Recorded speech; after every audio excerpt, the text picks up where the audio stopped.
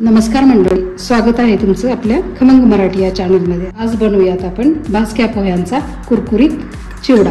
त्यासाठी मी 1 किलोपेक्षा थोडेसे कमी आहेत, कारण या पातेल्यात आपल्याला हलवता येणार नाही, म्हणून मी 200 ग्रॅम काढून ठेवलेत। हे 800 ग्रॅम पोहे असतील। चिवड्यासाठी आपण 400 ग्रॅम शेंगादाणे घेतलेत। नंतर खोबरं एक मोठ्या आकाराचा गोटा, तो असं चक्त्यांमध्ये कट करून घेतलाय।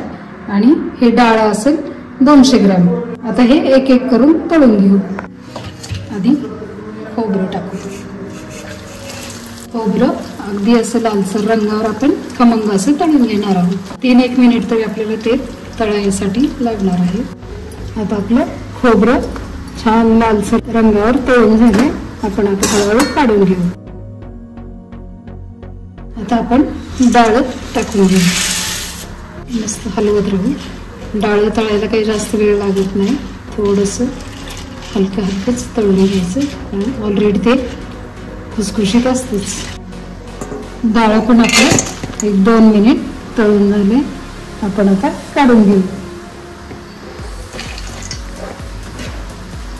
ह्यात जरी थोडंसं तेल आलं आपलं ह्या जिन्नस बरोबर तरी पण चालतंय, कारण ते आपल्याला चिवड्यात उपयोगी पडणारच आहे। पण हे शेंगादाणे तळून घेऊ। शेंगादाणे मात्र चांगले खुसखुशीत होईपर्यंत तळून घेऊ। शेंगादाणे आपले तळून झाले। आता आपण हळूहळू काढून घेऊ।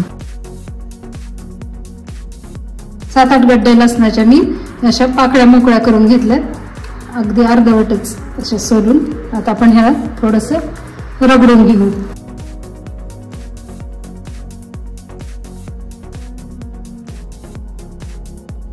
आता हा लसूण आपण तळायला टाकू। लसूण आपण सगळा कच्चेपणा जाईपर्यंत, थोडासा लालसर रंगाचा होईपर्यंत, असं थोडासा खुळखुळीत होईपर्यंत तळणार आहोत। आता आपण लसूण काढून घेतोय। त्यातला कच्चेपणा गेलाय, लालसर कलर आलाय आणि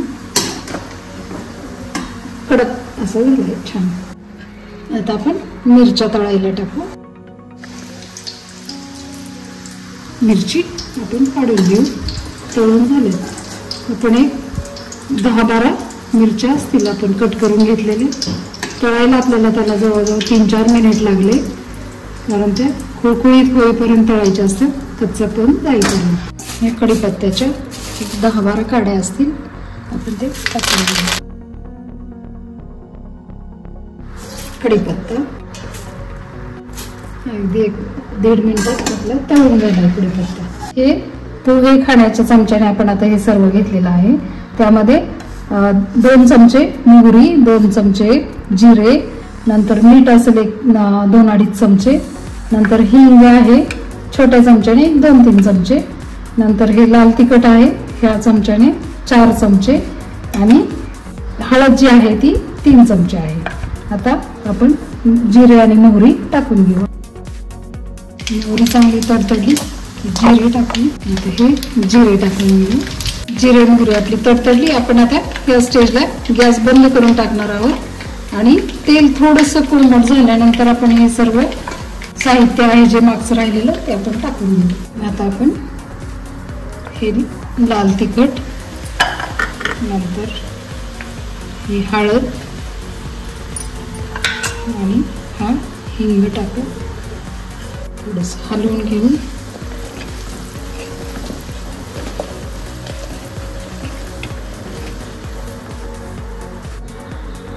मीठ पण आता टाकून घेऊ, आणि ही सर्व फोडणी आपण पातेल्यातल्या पोह्यांमध्ये टाकून घ्यायची। हे आता आपण फोडणी ओतून घेऊ आणि मस्त सगळीकडून चिवडा आपला हलवून घेऊ। गॅस चालू करू, बारीक करू, आणि हे चिवड्याचं पातेलं ह्याच्यावर ठेवणार आहे, आणि आता मात्र सगळीकडून छान असं हलवून घेऊ।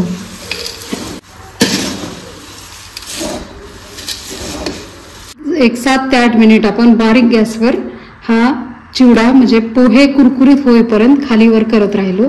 अगदी सारखं त्याला लक्ष द्यावं लागतं, खाली लागण्याची शक्यता असते।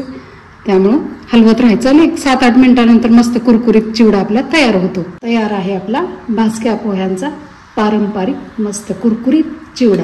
तुम्ही पण ट्राय करा, कमेंटमध्ये मला नक्की सांगा. भेटूयात पुन्हा अशाच एखाद्या नवीन रेसिपीसह. तोपर्यंत मस्त राहा आणि चवीने खा. Thank you for your love and support.